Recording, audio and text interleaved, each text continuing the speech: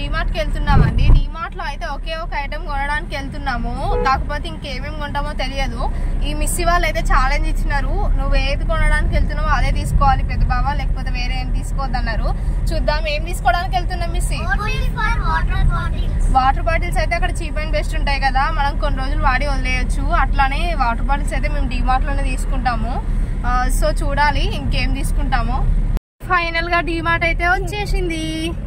ఏమో మా హస్బెండ్ అయితే డబ్బులు అయితే ఇచ్చినారండి. కాకపోతే వాటర్ బాటిల్స్ కి అయితే 200 300 ఇస్తే అయిపోతుండే, ఎక్కువనే ఇచ్చినారు. కాకపోతే ఏం చేస్తామో తెలియదు. ఇంకా డీమార్ట్ లోపలికి అయితే ఎంటర్ అయినామండి. ఎంటర్ అవ్వగానే ఇక మా పిల్లలు అయితే స్నాక్స్ అని అవ్వని ఇవ్వని వేస్తూనే ఉన్నారు. ఇంకా పిల్లలతో పాటు మా మమ్మీ కూడా ఛాలెంజ్ మర్చిపోయి షార్ట్స్ అని అవ్వని టీషర్ట్స్ అని వేస్తూనే ఉంది. ఇంక ఈ బొమ్మల సెక్షన్ వచ్చిన స్నాక్స్ సెక్షన్ వచ్చిన మా పాపకైతే పండగే పండగ. ఇంక ఇక్కడైతే చెప్పల్స్ ఉంటాయి కదా, ఈ చెప్పల్స్ కూడా మా పాపకు చాలా ఇష్టము. ఎందుకంటే ఈ ఏరియాలో ఉన్న చెప్పల్స్ అన్నీ వేసుకొని తిరుగుతూ ఉంటుంది. ఇంకా వేసుకునే ఏజ్ దానికి రాలే, అందుకే నేను కొనివ్వట్లేను. దానికి కొంచెం గ్రిప్ ఉండేటివే కొనాలి ఇప్పుడు. ఇంకా రెయినీ సీజన్ వచ్చింది కదా, సో రెయినీ సీజన్లో అంబ్రెల్లాస్ ఇంపార్టెంట్ కదా, అంబ్రెల్లాస్ అయితే చూస్తున్నాము. ఇంక చూడండి మేము డీమార్ట్లో ఏం కొనొద్దు అనుకుంటే ఎన్ని ఐటమ్స్ అయినాయో.